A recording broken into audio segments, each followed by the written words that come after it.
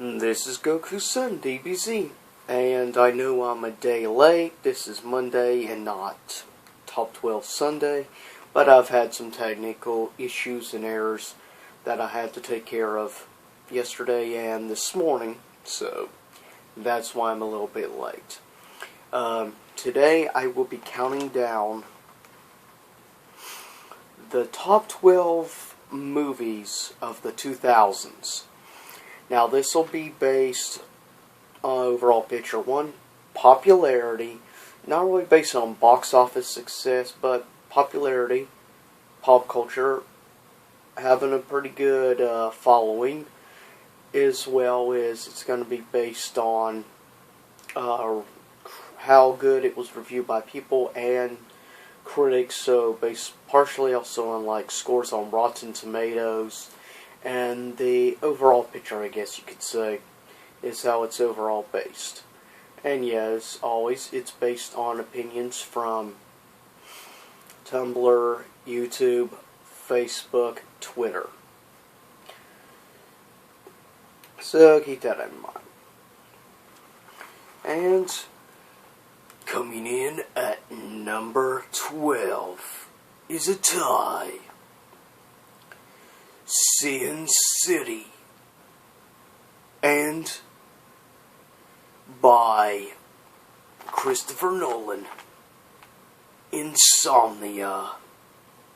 And yes, of course, Insomnia is probably one of the less well-known of Nolan's films, but I would say Insomnia is really probably the film that put Christopher Nolan on the map. Some people will say it was a few years down the line with Batman Begins, but that's up to each individual to interpret, so just keep that in mind. But yes, and there will be a few ties here and there, because it's really hard on these particular types of lists, because there's so many highly referred to and highly respected films. So just keep that in mind with this list. Coming in at number 11, coming out in 2009, the reboot to bring back the Star Trek series by J.J. Abrams, which kind of also feel like Star Wars. And don't forget the lens flares. Number 11, Star Trek. And yes, good film. Obviously, some of the traditional Trekkies did not like Star Trek, but you have to keep in mind that this was going for a more wide audience, not just the Trekkie fans, but mainstream, like sci-fi movie fans and of that nature more so than the Trekkies, is what JJ was going for. Plus, yeah, it's going to have some of the feel of Star Wars, because keep in mind, JJ grew up as a huge fan of Star Wars, so that's why you have like certain elements and feels of Star Wars in the Star Trek reboot, though it's very solid and very well done. Coming in at number 10, the third and perhaps one of the most highly regarded, though not probably the least successful at the box office, Harry Potter and the Prisoner of Azkaban. And yes, Harry Potter and the Prisoner of Azkaban is a very good film. It's not my personal favorite, but keep in mind we're not going on my personal viewpoints with this list. It's based overall, and yeah, fans and critics alike highly regard Prisoner of Azkaban as perhaps one of at least number 2, if not the greatest of the series. It just depends on the person, I guess you could say. For me, I liked Chamber of Secrets a little bit more than Prisoner of Azkaban, but that's because I always prefer Voldemort, and Prisoner of Azkaban obviously did not have Voldemort in. In fact, it was the only one of the movies that did not have any actual element of Voldemort in it. Though, if you want to be fair, technically Lord Voldemort wasn't really in the Half-Blood Prince either, if you keep that in mind. Coming in at number 9, another tie. Starring Tom Cruise, Minority Report, and Christopher Nolan's beginning of the Dark Knight trilogy, Batman Begins. And yes, any surprise that Batman Begins would be on this list and a little bit higher?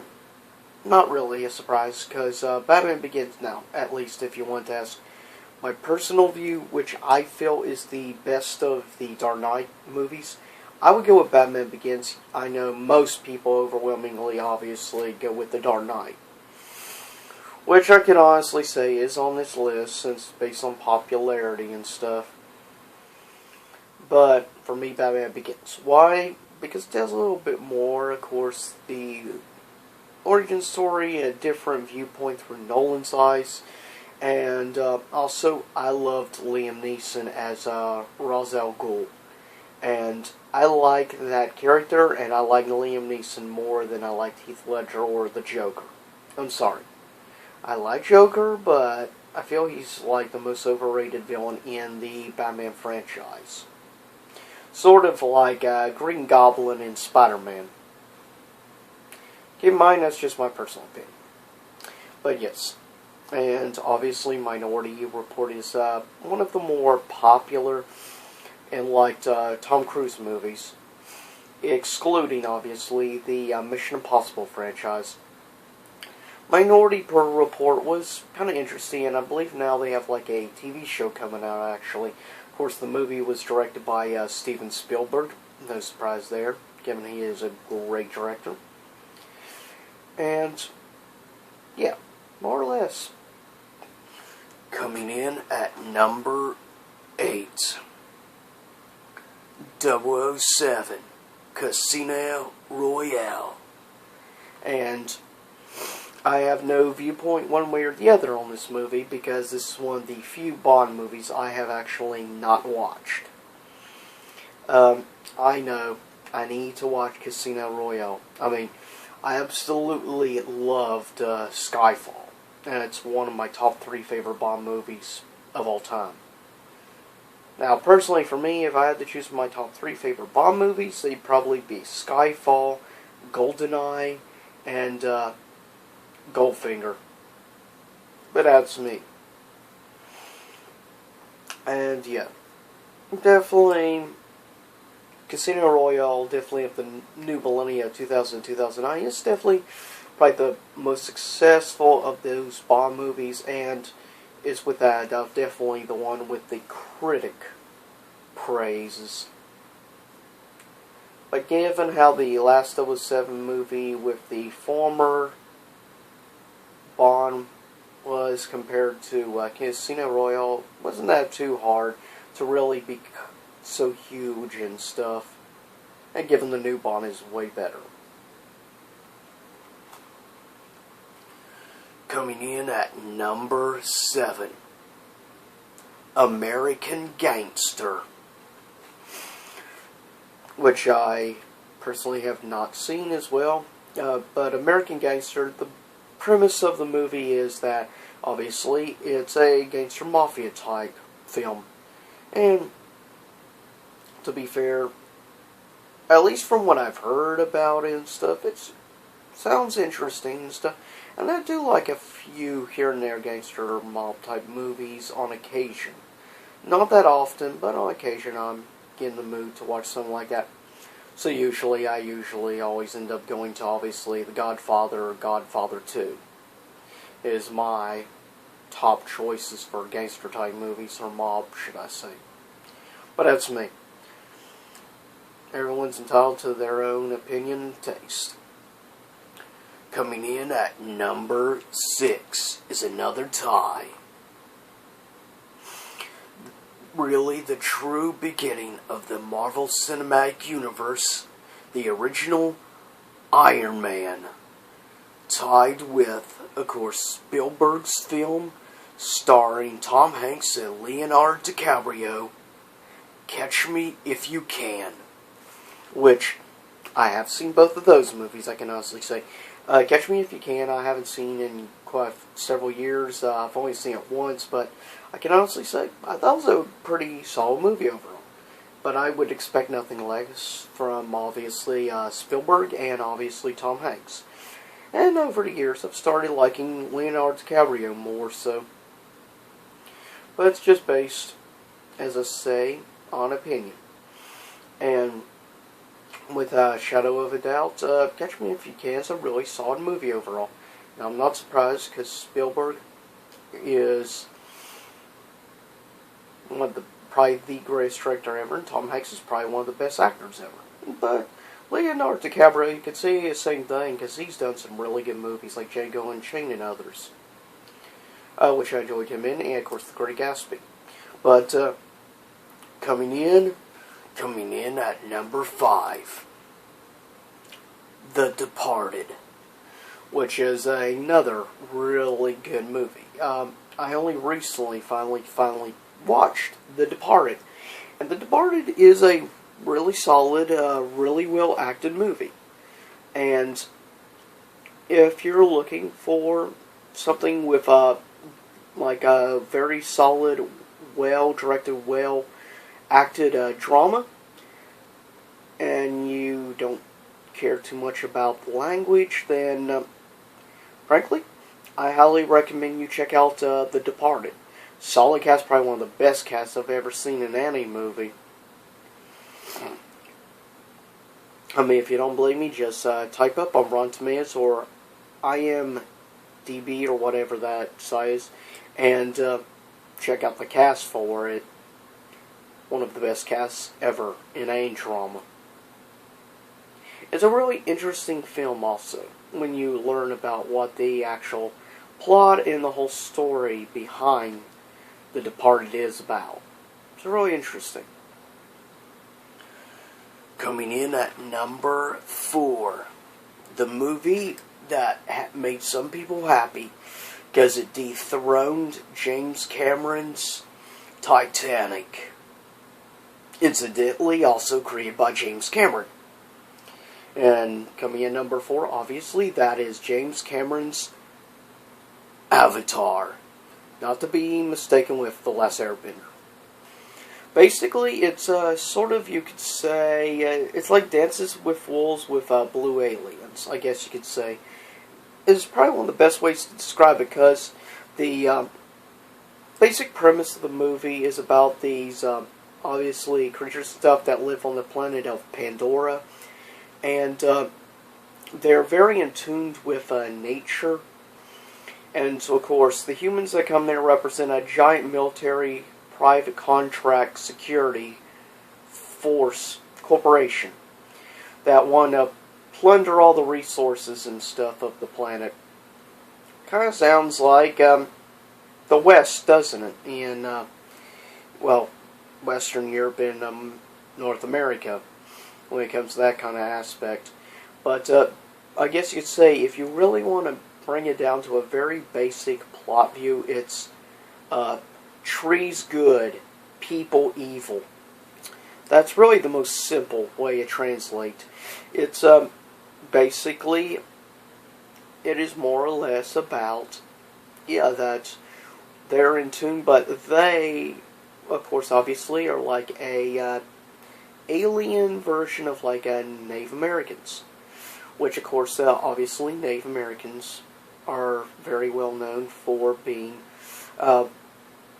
worshipping and respecting Mother Nature and the earth and the animals, spirits, and many things of that nature. Now, I'm not one of these saying on like the spiritual aspects and stuff. I'm much more open-minded than probably the average moviegoer, since I'm very much into New Age philosophy and New Age viewpoints on different aspects of things and spirituality. Which is no surprise on me. Also, I study theology as my favorite subject to study in my spare time. But that's some of the basic premise. Avatar's a really well done movie. First movie I ever saw in theaters in 3D.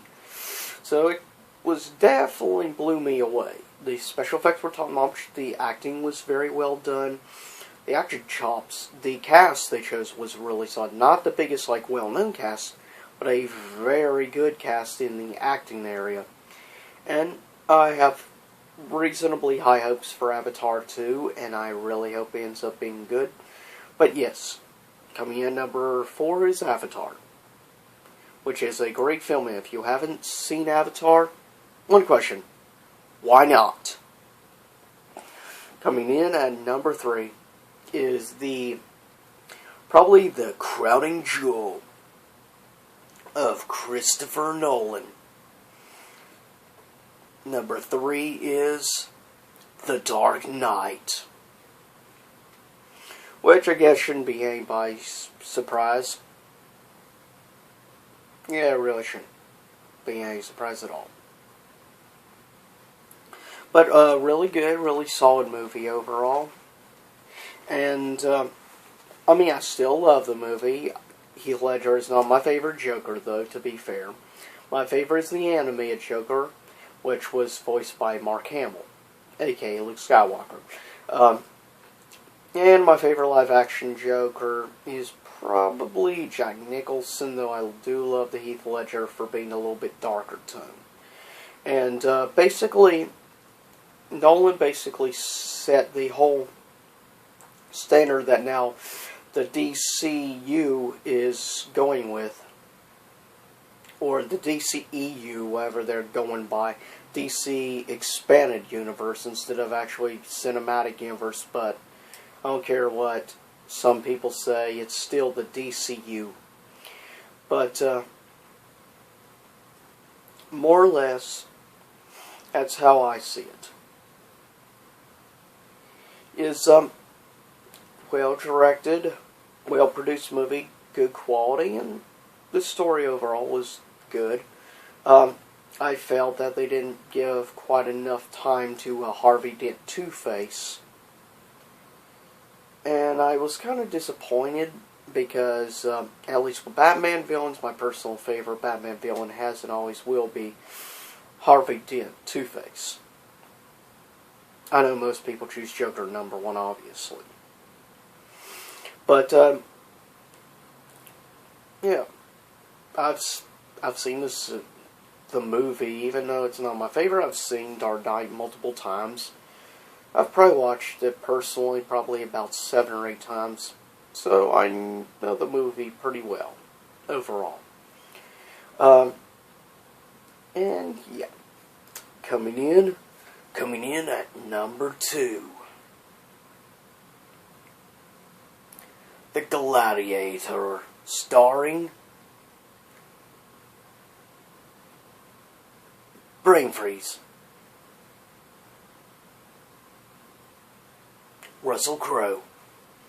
And yes, Gladiator is, without doubt, I would say, if you want to say a movie that's going to go down as a classic, without doubt, definitely is already a modern classic, but I'd say has the quality, the production value, the overall storytelling quality, the acting chops between him and, Phoenix, which plays the bad guy, which becomes the Emperor and everything. Very, very good movie. I mean, blown away the first time I ever saw Gladiator. I did not expect it to be on the scale it was. The special effects were also top-notch. And they really did use the CG very well. They didn't use too much. They used just the right amount, with also mixed with practical effects. See, they knew the exact perfect balance to use of both areas. Too many movies today rely too much heavily on special effects, not enough on practical effects. But also, a movie's not going to be good if you rely strictly on practical effects. You have to learn the balance between the two types. And I think Gladiator is a perfect example of using both types of effects, practical and special, both just right. And obviously, this movie is not for children. Far too bloody and gory for little kids to watch. Now, here's some honorable mentions. Almost Famous, Pan's Labyrinth, A History of Violence, Spider-Man 2, Children of Men, Hero, A Beautiful Mind, Castaway, Mystic River, X2, X-Men United, United 93, and The Wrestler. Now, coming in at number 1 is actually 3 movies. It's a trilogy, but it's really hard to pick one. If you ask most people, they say it as a whole. It is the single greatest movie trilogy of all time. It surpassed Star Wars as the greatest movie trilogy. That may be blaspheme to some Star Wars hardcore Lucas fans and Star Wars fans in general, though I'm one of the biggest Star Wars fans you'll ever meet, okay? But even I have to admit, between the acting of the cast, the effects being top-notch, really good overall, and the director, Peter Jackson, doing such a great job, it's hard to believe they made this, like, all 3, each one came out 1 year after the other. In December, I saw all 3 of these movies 3 times each in theaters. I absolutely am obsessed over this trilogy, and that is J.R.R. Tolkien's The Lord of the Rings. And if you ask me who my favorite character overall in the movie is, some people would say Frodo Baggins. Others would say, Legolas or Gandalf. Believe it or not, 2 of my personal favorite characters in the movie are villains. One being Saruman, the White Wizard, if you will. But Saruman, which is the head of the Wizard Order, of course. And let me put it this way. Christopher Lee, of course, played Saruman. Christopher Lee was a huge Tolkien fan growing up. And if you don't believe me, check out some interviews and documentary pieces and stuff that were interviews and stuff with Christopher Lee about Lord of the Rings, and he'll tell you he grew up reading Lord of the Rings books. He was obsessed over the Lord of the Rings universe of Middle-earth. And he was honored to get to bring to life the character of Saruman, which, by the way, is incredible. Not only one of the greatest movie villains of all time, but without a doubt one of the greatest characters, of course, in the movies. I mean, he is just so villainous and awesome. And he can betray and act like he's good as well. But the thing is, Saruman's just a very fascinating and very in-depth character, though I don't think they showed enough of the layers of his character. And of course, Christopher Lee obviously was a very layered actor, and may he rest in peace. He was just a phenomenal actor in almost everything he did. I think even people who may hate the Star Wars prequels will admit Christopher Lee as Count Dooku was one of the best parts of the Star Wars prequels. He brought the character Count Dooku to life. I mean, he did an incredible job as that character. He stole every scene he was in. I mean, and him in Dracula, him in The Wicker Man, I mean, he's just an incredible actor.